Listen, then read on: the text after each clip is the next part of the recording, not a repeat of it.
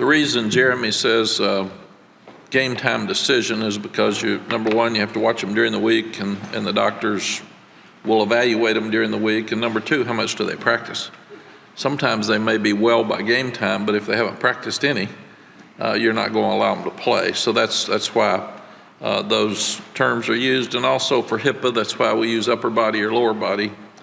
I actually had a player one time that I said he had a concussion, and the parents threatened to sue us because they thought it would hurt his NFL opportunities. So you have to be careful nowadays, as you all realize, in what you say and how you say it, and making sure that we protect the student athletes. Really happy about the win. Disappointed that we had a 20-point lead and blew it. But when you can win a game like that, where you make so many mistakes in the fourth quarter, it is easier to teach. You can be much harder on your team when you win than you can when you lose, because you lose, they're all down. And defense knows we've got a lot of things we got to fix. Special teams knows we've got a lot of things to fix, but they're expecting that, and we can be hard on them now, and they will respond. Offensively, we've got to make sure that we keep growing, because there's a tendency when you're doing so well that you lose some concentration and get complacent, and we can't do that offensively. We've got to continue to push the guys. So really, really happy with the 63 points. It was fun to win on the road and important for our program. Give Appalachian State credit from start to finish. They had a tremendous crowd. It's a great atmosphere that they've created in Boone. Their kids played hard. They didn't quit. We had a chance when we were up 20 to finish it and didn't. So credit to them for coming back. And we've got to mature and grow up. And after an interception, when we're up by 17 or something, we can't be over celebrating with fans. We ought to be celebrating with each other and getting on the sideline, trying to go back out and win the game. Last year we ran on the field at Wake and nearly lost the game. We ran on the field at NC State and it really hurt us. And so Saturday we were better, but we had to run to the stands to celebrate instead of go back to the sideline. So we're just some of this stuff you just can't make up. So that's another area that we can improve, but it was a really, really crazy game. Offensive player of the game was Drake Maye, and we were really, really pleased with Kobe Paysor. He stepped in and did such an outstanding job for the first time to really play very much in a position that mattered for Josh. Defensive player of the game was Des Evans. He was all over the field and really hustled and made plays, and we're really pleased with him. That's by far the best game he's played. And Noah Taylor gets he and Kamen Rucker get special mention because of the 2-point play. Noah had the quarterback where he couldn't get in. He was in a one-on-one situation with him, and Kamen Rucker came all the way across the line of scrimmage to make sure that he didn't get in the end zone, and that was a tremendous play that won the game. And special teams player of the game was Noah Burnett, because he stepped in and kicked field goals, and they were solid kicks and straight through, and very, very proud of him for the first time that he played. So offensively, you go on the road with a freshman quarterback, and you don't have your starting running back, you don't have your 2 best receivers, and you don't have your best player on offense. We felt really, really good about moving the ball and the outcome. We scored 9 of 12 drives, 7 TDs and 2 field goals. Very disappointed after the interception that we didn't score a touchdown. That was a point that could have really put them in a bad spot. And I thought that sequence where we didn't score the touchdown and then we fumble the ball and they get it and score quickly, that's when we let them get back in the game, and that's what we can't do. When you start looking at penalties too, we had 5 offensive penalties. 4 of them were false starts. And it was interesting that your new center and Awesome were having trouble because they were talking and Drake was trying to get the ball snapped. And it was loud, but we were going to play in loud places. So we really did a poor job with 4 of those 5 penalties because of lack of communication at the line of scrimmage and with our quarterback in the snap. So Corey and Drake in the offensive line have to get that straightened out. But those are things that can be straightened out without question. And then we were down 21-7 and rattled off 28 straight points unanswered. So I was really, really proud that the team came back and defense played really, really well from the second and third quarters. Didn't start well and didn't finish well, for sure. Also, we've challenged our team to finish the half well. We had scored 14 points the last 5 minutes of the half going in. An outstanding 1 minute offense. Our 1 minute offense, our use of timeouts is so much better than we've had since we've been here. And we've challenged our offense about touchdowns in the red zone, and they're 8 for 8. Though we don't count the one against Florida A&M where we had a lot of the backups in. So offensively, we feel really, really good about where we're headed and what we're doing. We've just got to continue to do it. Defensively, we were inconsistent. Got to get a lot of things fixed. Give Kevin Barbay credit. They've got a brand new offensive coordinator. It's a second opening game for us, and he put some new wrinkles in that they haven't been doing. And we were concerned about that some, but he really did a good job of getting us on our heels early in the game and getting them with some confidence. And then we settled it down and we played really well most of the second quarter and the third quarter, and then the fourth quarter we relaxed, got tired, mostly missed tackles and too many penalties. We had penalties just keep extending drive after drive after drive, maybe 4, where we would have been off the field and the game would have been what we wanted it to be, and instead of the track meet that ended up. So we've just got to finish. We've got to do a better job of that. We've worked so much more on red zone and situations, both sides, and 2-point plays, both sides, onside kick, both sides than ever, because we felt like those are things we didn't do well last year. I'm not sure last year's team could have won this game because the guys had to step up and make plays on 2-point plays. We scored a 2-point play. We defended 2 2-point plays, and we got 2 onside kicks. So we're getting a lot of situations that most people don't get for a year, and we're getting them in the first 2 weeks, and we've improved a lot in that area. But 7 penalties on defense is just ridiculous. That's too many. We've turned some of them in. It's hard to sit here and talk to you all about penalties when they won't let us. But 4 of them extended drives. So obviously it really, really hurt us, and it's something that we've got to do a better job. I've got total confidence in Gene Chizik. He's a tremendous coach and coordinator, and he's obviously not pleased, as our defensive coaches aren't, with what happened in the fourth quarter, and we've got to get it fixed. Special teams, you watched the special teams game with Florida State and LSU last night. Special teams were the difference in the game, completely. So we've still got to improve. We did an outstanding job the first week. Appalachian State's better on special teams than Florida A&M, so we had some things show up. We have a freshman come off the bench and taunt a guy after the onside kick, which is ridiculous.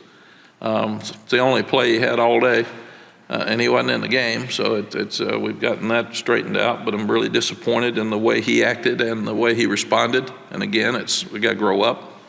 Got to be more mature than that. And he was taunting a guy who's laying on the ground. I mean, it's just ridiculous. It's not classy. It's not who we are and not who we want to be. And then we kept keeping App State alive. It means we got a penalty on the kickoff, and game should be over, and we kick off and then didn't cover the kickoff well, let them return it to the 45 and have 2 shots in the end zone. We recovered both onside kicks and did a really good job with it. We should have gone down after the first one. The game's over. So we just couldn't help ourselves. We just kept trying to give it away and give it away and give it away. So, but proud that we won, and never seen a game with as many teachable moments. So we will be better in a lot of areas next week and still 2-0. Georgia State, they beat Tennessee in 2019, 38-30. Auburn, they had on the ropes till the last drive of the game last year. And then South Carolina, they have a 14-12 lead in the third quarter the other night. So we are the only Power 5 team to ever play at Georgia State. So we're the biggest game in the history of Appalachian State last week, and we're the biggest game in the history of Georgia State this week. So we are getting a test. Sean Clark has done an outstanding job at Appalachian State, and Sean Elliott is a disciple of Coach Moore in Appalachian State as well. He was the interim head coach at South Carolina and did a good job there after Coach Spurrier quit. And he's done an amazing job at Georgia State. And we'll see a very, very similar team this weekend. So we've got our hands full, and we understand we've got to get better. We've got to play to the standard that we are doing sometimes. We're just a very inconsistent football team, and we've got to pick up, and especially we've got to continue to grow offensively, but we've got to be better in special teams and defense to have the season that we want. Jeremy, did I miss anything? Okay, questions? Is that an experience you mentioned due to how young the team is, or is there another reason? Yes, and it sounds like an excuse because they're all players, they're all out there, so they need to make plays. So we just, the good thing is we're talented and inexperienced, so these type games make you get better faster, makes them grow up really fast. So the penalties, we've got to stop, and we thought we had, and then they showed up when I think both defenses got tired, and it became a track meet in the fourth quarter, and you know, you score, and then they score, your quarterback fumbles, they score quickly, you score in 3 plays, defense is back out there. So we probably should have substituted more, especially in the back end with some guys, but there are no excuses. You got to play better. I love this team. They try so hard, and I love the fact that as bad as it was, they found a way to win, and that's what this is all about. Half the teams lost Saturday, and here we are with we could have very well lost that game, and it'd been devastating for everybody to have a 20-point lead and lose, but they found a way to come back and win it in the end, and could not have messed it up more. I mean, we messed up everything you could possibly mess up and still won, and so there are some positives. Have you ever given up 40 points as a coach in a single quarter before in your coaching career? I don't think so. Never thought about it, so. Coach, is the defense that inexperienced? I mean, you got seniors and fifth-year seniors everywhere. No, I mean overall as a team. Okay. So we're talking about you got a freshman quarterback going on the road. You got receivers that haven't played. But we've got enough players on defense. We should be playing better. We're not playing good in the secondary. I don't know what it is. We're just, we got to wake up. And Gene will talk about that more in a minute. That's why we have them come out here, so. As far as the problems on defense, is there a trigger point? And with that trigger point, is there a cascading effect where this thing goes wrong and so many other things go wrong as a result? Yeah, Gene will talk to you about defense, but they're not playing with much confidence. And I would say they're more inconsistent. They played really well for some of the game, but we said you got to stop the run. We gave up 288 yards rushing. And then we gave up, I think, 21 explosives, which is absolutely ridiculous.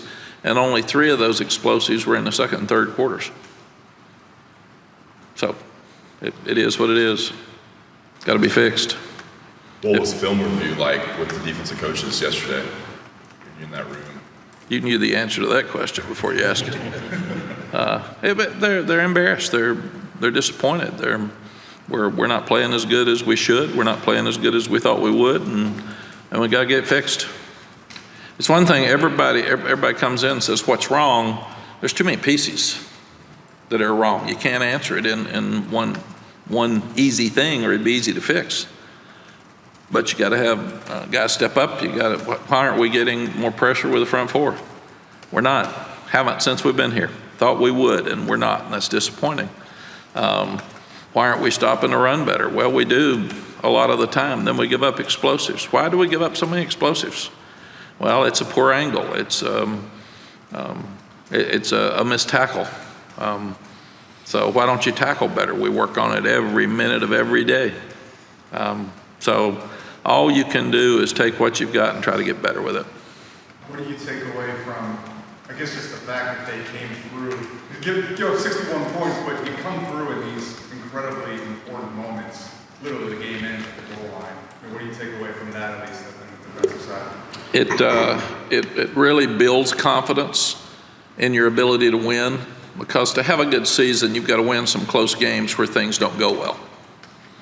And that one's got check marks all over the place about a close, crazy game where not many things went well in the fourth quarter. So it has to give them confidence that they can win, because they can see all the things that we can fix. And they won as poorly as we played on defense and in special teams. So there's weirdly enough some positives in that. Oh my gosh, we're 2-0 and we're not even close to where we need to be. How do you deal with the second straight week on the road in a game that's going to be equally as big for the opponent again? Yeah, we told the guys that this is the perfect opening schedule for us, because you haven't won on the road. You got to learn to play on tough games. We got to get tougher as a team. We got to be more confident and finish as a team. So all these question marks that we've had are getting tested at this point, and I like it. I think it's really, really good. I know we'll hear from Gene in a couple minutes, but there's always but. Never listen till you say but or however. I've learned that. Well, I just heard you say that so many times. Yeah. I just wanted to know. All right, we can wait for Gene. Yep, but But was there a certain point where you kind of stepped in after 10 points, 20 points, 30 points in the fourth quarter and gave a message to the defense? Was there something you said to them? you talk to them all the time. You talk to them when it's good, you talk to them when it's bad, and basically all you can say in that situation is somebody's got to step up and lead, somebody's got to make a play, somebody knock a ball loose, somebody stop somebody on fourth down, and we get we talked about it after the game, but you turn down a fourth down and 8 to take a third down and 16. It ends up being a 4th and 12, and we've got a questionable situation where Cam Kelly comes and slides and really hits our guy, didn't hit their guy. And there's a flag that gives them a first down, and it should have been a 4th and 12. There's another situation where the game's over. It's over about 5 times, and then they called holding on Legend Gavasas. Game's over. They don't even get the ball off. We hit the quarterback. So we can't have that stuff. There's a 3rd down and 10 where 3rd and 8 maybe Tony Grimes is right on there. That looks like the ball may be tipped. So we didn't get a break in any of those things, and that extended a drive. So there would have been a lot of those drives that had been stopped if those 7 penalties hadn't occurred, and that would make this conversation a lot different. So that's one of the biggest things we got to do. We've got to tackle better. We've got to cover better. We got to get more pressure on the quarterback, and we can't have penalties to extend plays. Coach, Tom Shea here from the News and Observer. If I could change gears a little bit, I want to put together a story about the challenge of keeping recruits at home, which I imagine is harder than ever because recruiting is so national. And you've been on both sides of it for your 2 times at North Carolina plus at Texas. Just what are the challenges and what are the messages you give local kids? Well, all of us in this state want our players to stay at home. For all the schools, we've got great football in this state, and they have lots of opportunities, and that gives the high school coaches a chance to see them play, their friends a chance to see them play, and their parents. And when you're looking at it, we always talk about where is your schedule. Your parents raised you, they got you to this point, so what is the best opportunity for them to see you play? And we want all the kids in the state of North Carolina to stay here. And then when you do that, you're telling out-of-state kids you'd want them to come, but obviously they're going to look at their home states first because their home schools first because they're closer. But our success here at App State, at Tulane, and at Texas has all been within a footprint. And our footprint has been from D.C. to Atlanta. And with COVID, that got tougher. We were really lucky the first year because we were a year and a half ahead. So even though a lot of the kids couldn't go visit other places, they'd already been here to visit. So it's absolutely saved us. because nobody could visit for that year. Everybody forgets that, but that was a critical year. Then the second year it was tougher because some teams played in the spring and some kids didn't play. You weren't able to have kids at your camp. You weren't able to get out and see teams play. So there's that year after COVID was much more difficult than the COVID year for guys like us because we didn't get to see them. And I'm sure we missed on some kids. And then the other thing was that the NCAA gave all the kids a COVID year, an extra year. So that still builds up your roster because a lot of these teams we're playing have got 6-year guys now, and we've got a few, but 5- and 6-year guys, and that hurts high school recruiting because you don't have enough numbers to continue to get them. Then the transfer portal hurts high school recruits because a lot of the people are taking transfers instead of high school kids as many. So this is a very different time in recruiting and roster management than ever before with transfer portal and with COVID and the COVID year. It's still hard to tell when you're looking at it. You have to say, now, has he got a COVID year and a redshirt year, or did he redshirt, or did he play, or did he get hurt? Can he appeal? So there's just a lot of things going on with roster management that are different than ever. And then social media makes it easier to recruit nationally, right? I mean, you got more schools coming in and looking at your own kids. You do, and it used to be the parent and the high school coach and the young person. And now there's a lot of people involved in recruiting, and I do think social media is a huge part of that you can get to kids without, and some people are breaking the rules. You're not supposed to see 24s. You're not supposed to text them. You're not supposed to talk to them unless they call you for the 24 class until September 1st. On September 1st, when we start contacting them, they said, where you been, man? Everybody else has already been calling us and talking to us, and that's unfortunate that people break the rules, but people break the rules in every facet of life, and that's not going to change. Cheaters cheat. Mack, I had an ACC question for you. When Yes, we were sir. in Charlotte, there was a lot of questions about the league's long-term future. And some of the coaches took the attitude that there's only so much we can control, and that's the product on the field. Try to make it as good as it can be, So the league this week had won its marquee non-conference games, and there's more of these games to come in September with Pitt's playing Tennessee and so forth. How much value are these games in the month of September for the league as a whole, these ones that are outside the conference? Aaron, I think I've always felt like, even when I was in TV, that we make judgments on a conference too early. There's people that, because the Pac-12 lost a couple of games this weekend, they're already out of the playoffs, and that's not fair. So I do think that these games are important for leagues, especially the national crossover games. Last night was a huge win for Florida State. Everybody saw it because it's the other thing. It's like our FAMU game. Everybody saw it because there aren't many. There's so much football on TV now. It's unusual for you to have all eyes on you, and that's what happened last night. It'll happen tonight with Georgia Tech and Clemson. So making a statement nationally to media, to fans, and to recruits is so important in those situations. And it's amazing to me, and my wife Sally and I talk about this all the time, but that was a hard-fought game last night. It comes down to a blocked extra point. And the LSU people are all mad, and the Florida State people are all happy, and it's 1 point with one kick. So it's just like us. People are mad about, the people that want to be mad are mad about our defense. People that won't be mad are mad about our special teams, but it's a whole lot better when you win than you lose. And it's just amazing. It shouldn't be that way. We should applaud both teams last night for playing so hard, and those kids fought. And that's not the world we live in. There is a winner and there is a loser. And it doesn't matter if it's 40 points or 1. Somebody walks out a loser, and we beat up the losers and we pick up the winners. And really and truly, there's some bad plays in both teams and things that both teams have to fix today. And how do we know which is the better team? But we applaud one and yell at the other. And that's just kind of who we are right now with college football, and it's crazy. Mack, I wanted to ask you just about the defensive stuff, but like in terms of your approach overall as the leader of the program, the CEO and everything, like it's 2 games in, do you try to take a positive approach with Gene and those guys and say, like, we've played 2 games here?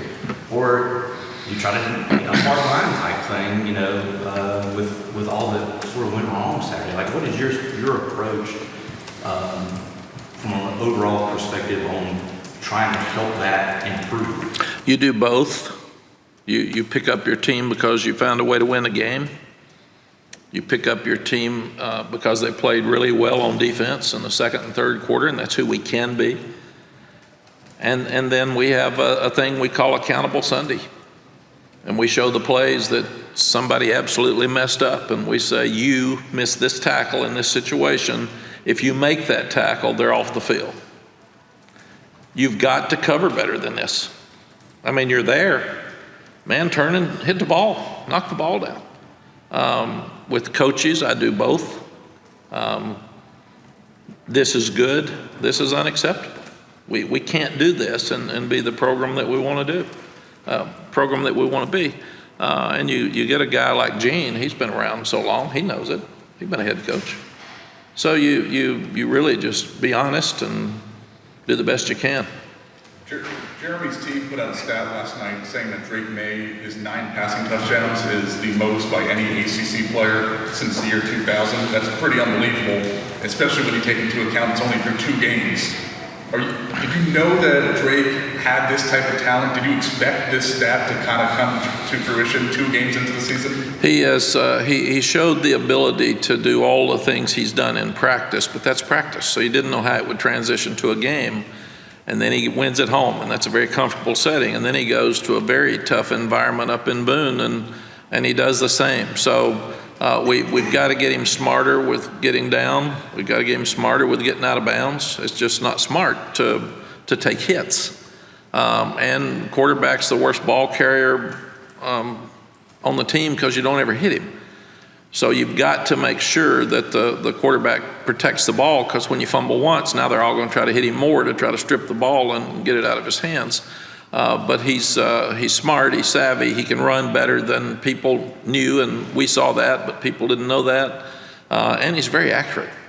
He missed a few the other day, but he doesn't miss many throws. And there's throws like the one to Pesur where he's throwing it sidearm, and he threw it on the inside to catch it in the end zone. And there's plays where he faked the screen and hit Nesbitt for the touchdown with 5 seconds left. Those are things that a lot of people can't do at his age. A lot of people can't do them ever, but at his age. And he also has managed the offense well. He is always poised. The play to DJ Jones, they bring him all. And he's tall enough that he can see it, he can feel it. He knows he's going to get hit right in the chest. And he takes the ball and just makes a perfect throw to DJ. How many people have that much courage? How many people are that tough? And who can be composed enough with a guy coming right at him, untouched, and him still make the perfect throw? So there's some special traits that he's got, and he's just got to keep improving and keep going. We had a great crowd at Boone. I was surprised, but those 10,000 seats in the end zone, most of them were ours. So they added seats, and it helped us. And it was a hard ticket to get. And one of our best fan bases is in Atlanta. So I'm really hoping that we have the same type crowd in Atlanta for this game. Coach, how did this game come about? I know it wasn't when you were here, but anything, discussions with Bubba about how it came about playing there? It's really not, Ross. Some people had said that Coach Fedora wanted more of a presence in Atlanta because we recruit Atlanta so much. Some people are going 2-for-1s now instead of paying big guarantees. I saw where Alabama paid, I think, $1.9 million to get Utah State to come in so they can have 8 home games or 7 home games. And so some people are doing both, but I'm not sure. You'd have to ask Bubba. Is this a 2-for-1? Yes. Okay. I think, do they come back here at some point? I thought this one and the App State game was a 2-for-1, I think, but we'd have to check with Rick. Okay. He would know. I know Appalachian State is because we play them here next year. I'm not sure about the Georgia State in the future. I know it's not in the next year or two. It could be extended out there somewhere, but. Mack, when you talk about the team needing to mature, is that something that you can facilitate, or do they have to have experiences like Saturday to bring it all out? Yeah, I think, CL, it has to be like Saturday. That's why I call it teachable moments. You can't make that stuff up. I mean, I'm sitting there seeing them. I've told them, don't run on the field anymore. I mean, come on, man. Act like you've been there before. And then I look over after Sid Gray's interception, the whole defense is over there celebrating with the fans, and I'm saying, really? Come on, man. Let's grow up. When does this happen? We're in our 4th year. So come on, act like you're excited to get the interception, but come over and get ready to stop them again. Celebrate when the game's over. And the little freshman, he came up to me last night and said, I am so sorry. And I said, where did that come from? I mean, you have never even said, you don't even talk. And here you are yelling at somebody out on the field. I'm looking around and saying, where did he come from? He'd been sitting back there on the bench by himself the whole game. He decided to go out and taunt a guy. So, I mean, it's crazy stuff. And these are smart kids, and they're good kids. So but that's the only way we can do is take the moments like we had and show it to them. Take last night. If you think LSU had 2 field goals blocked, they missed a field goal, or they had 2 field goals and an extra point blocked. They had 2 muffed fumbles on a punt and lost both of them, and then had a taunting penalty, unsportsmanlike conduct on a kickoff return. You can't figure all that stuff's going to happen in practice. So when it happens in a game, you just say, really? I'm sure Brian's sitting there this morning saying, okay, what did we miss going into the game? So, and I think it's one of the reasons that college football is so popular. You got kids playing, and they're not perfect. And there will never be a Sunday that we won't walk in here, or a Monday that we won't walk in here and you all got something that you're mad about, or something that needs to be fixed. And that's the great and bad thing about college football. It is a bunch of kids running around playing hard on national TV with a lot of pressure against each other, and some respond well and some don't. And the ones that respond the best over time win. And we just got to keep working until ours get better. You mentioned Saturday after the game, the Baylor game, when you were in Texas at 58-54. What did that Texas defense do after that? And if it played well, do you draw on something like that and show these kids, here's a firsthand experience I have, and maybe use that as a way to infuse a little bit of confidence? Yeah, I think number one, one game doesn't carry over to the other anymore. I used to think it did. You can play awful one week and play great the next. We could very well go to Georgia State and not score any points and play great defense. And everybody then will say, what's happened to the offense? Man, it's awful. I can't believe this offense has just quit. They got too arrogant. The hard thing about a coach, you never know who's going to show up. So what you got to do is try to manage whatever happens and figure out how to win the game and then go to the next week. This defense will get better. We're playing a different defense. We've got new coaches. So they're going to get better. They showed sometimes. Nobody remembers second and third quarter, and nobody wants to talk about it because it's not as exciting as giving up 40 points. That's exciting, man. We can talk about how bad that was. But what I've got to do is take the balance of why were we good during the second and third quarter, and then what happened in the fourth quarter. Well, we gave out. We didn't get cramps. They got cramps. I thought we were in shape, but it was hotter up there than normal. I was surprised how hot it was, living up there for 30 years. And on that turf, and they stayed out there too long because they didn't get off the field. And they gave up too many explosives. So they kind of just went and didn't play well. And I think the biggest thing that we don't talk about are the penalties. The penalties can be fixed. That should not happen. Those can be fixed. If some of them weren't penalties and they were called, then that's the ACC's issue. They've got to do a better job in that area. But our part is to try to fix the penalties. That would have gotten us off on 4 of those touchdowns. We'd have been off the field, and there would have been less points scored. So there's one area you go to. Tackling, you just got to keep tackling. You don't have free agency. You can't change them. We work on tackling every day. I've never seen a team work harder on it, and we missed more tackles, probably because we got tired in the fourth quarter than I've seen in a long time, which gave explosive plays. We got to play the ball better in the secondary. Cam Kelly really stepped up. He had his best game. He was all over the field. He missed 1 tackle that was huge, but the rest of it, he played really well. So we've got to get those guys to play better. and they will play better because they're disappointed and there's so much emphasis on what they messed up. And nobody will give them credit for second and third quarter, so we will. We'll show them what you did that worked, and then where did this guy come from? How can we have this where you played really well and then you go from there to nothing? I mean, how can you do that? And they're not stupid kids, and they've got a tremendous amount of pride. And usually the best thing that can happen after you do something poorly is everybody criticizes them so much, and especially now with social media, that they'll be motivated. Yes? Sorry, we were on a good roll there. Sorry, before I cut you off, I just wanted to ask, what was it like to have Sam Howell there for that game, helping out Drake, even looked like he was coaching up a little bit? Yeah, it was so cool for Sam to honor Drake, the offense, and all of us to come back because he's really busy and getting ready to start the season, and his parents went to App State, and that's a place that he's loved for years, and he lost to him as a quarterback as his freshman year by 3 points 3 years ago. So I was surprised when he said he was coming. He texted me and said, "I'm going to see you in Boone," and I thought it was really, really good, and I thought it was fitting that Drake ran one of the touchdowns in, and I think he hugged or chest bumped Sam when he got to the end zone. So that was a cool moment. Coach, Go ahead, Sean. thank you. I wanted to ask, obviously this is a different Georgia State team from last year, but how are you taking into account last year's game to inform your strategy heading into Atlanta this weekend? I think last year's game has to be thrown out because we were mad after Virginia Tech, and we came out and played great on offense and okay on defense, and they faked a punt from like the 10-yard line and didn't make it. That gave us some easy points. So we can't count last year's game as this at all because we're totally a different team.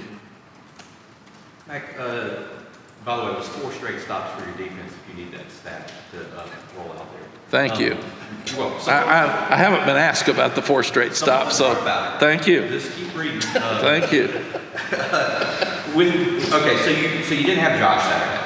Were you at all interested to see? I mean, you're trying to win the game, obviously, but were you at all interested to see just what your offense's reaction would be like not to have your best player, who might step up in more of a leadership role in addition to a playmaking role? Like, was that something you were looking for just as a coach? Like, let's see how these guys, all these young guys react. Yes, we've talked a lot about next man up.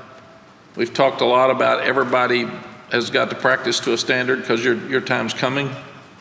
We've told Jacoby you're one play away. So it sounds like a cliche, but it's really real. And when we lost Antoine Green, that's devastating for him. He's been hurt, and then he's missed half his season. When we lost British, it was awful for the team. They love British Brooks, probably more than anybody on the team, and he's probably the best leader. And it was awful. And we talked about we all have bad things happen in our life. We can't control what happens to us, but we can control how we handle it. So we've all got to handle it. We've all got to pull together and help each other. Ty Lee's situation this spring was one day he has a sore back in the elevator, and the next day they say he's got stage 4 cancer. That grabs us. I mean, that touches all of us because we know that could happen to us or our families at any moment. So we've constantly talked about next man up. Take care of the ones that are hurt. That's family. You lift them up. You don't beat them down. But somebody got to go. We're still going to have to play the game, and we can't have excuses. And when you lose your best player, we thought there was a chance, like today, we thought there was a chance Josh might play last week. And then by Thursday or Friday, he wasn't running well enough that the doctors would release him. And I actually asked him, is this the doctor's decision to you? And he said, Coach, I can't play. I'm not ready to go. So then you just pat Kobe on the head and say, okay, bud, your turn, man, go. And he practiced all week with that position. So Josh was hurt some in preseason, so Kobe got a lot of work. I was disappointed after looking at it. We only got him 15 plays at FAMU. Because if he'd gotten more then, he would have been more ready to play, but he responded really, really well for his first time. And it helps your team when guys come in and respond well when somebody else gets hurt, because it shows the other guys on the team that they've got a chance to do the same. And that we're saying next man up, but we really mean it. And it does make a difference. Because I've said it a lot, but you got 120 players on the team and 11 get to play at a time. So there's a lot of depression, there's a lot of morale issues, and it's hard when you're in a fight. We got some guys in the game at FAMU. We couldn't get anybody extra in the game the other day because it was too close. Just to follow up on that, given the way the schedule looks, you've got obviously off next week and then Notre Dame and the ACC, is there any inclination just to say, oh, look, Josh, shut it down this week or, next week, like just shut him down and say, rest? No, you've always got to try to win every game. Coach Gene Stallings told me one time, when people say a game's not important, try to lose it, and then it becomes important. So we'll try our best with everybody we've got to win every game. It's been about a month now. Are you guys still on the same timetable, 6 to 10 weeks for Antoine Green? Is there any update on him? I'll have to find out. Say it again? I'll have to find out. Yeah, he is. Same timetable, right? Gotcha. Yeah, he is running some. He's out of his sling. He's not catching balls, but he's catching balls lightly. He's not running routes. Gotcha. But he is definitely improving, and he's got a good look on his face. And he and Tylee and Josh jumped in a car and drove to Boone, because we don't take injured players on trips, and they wanted to be on the sideline. So good for them. Coach, I just wanted to go back and ask about Kobe's performance. What in particular stood out to you, and if anything surprised you about what he was able to do on Saturday? The biggest thing about Kobe is he looked like he'd been there before. He looked very comfortable. He ran the right routes. He caught all the balls. He got out of bounds in a 1-minute situation when he should. He kept his composure. He made a great catch on kind of a back shoulder throw in the end zone. So he just looked like he had played before, and he hadn't. All right, man. Thank you all. Thanks, Coach. I will see you Wednesday. Appreciate it, man. Can't wait. Thank you all. Thanks, Coach. 42 minutes.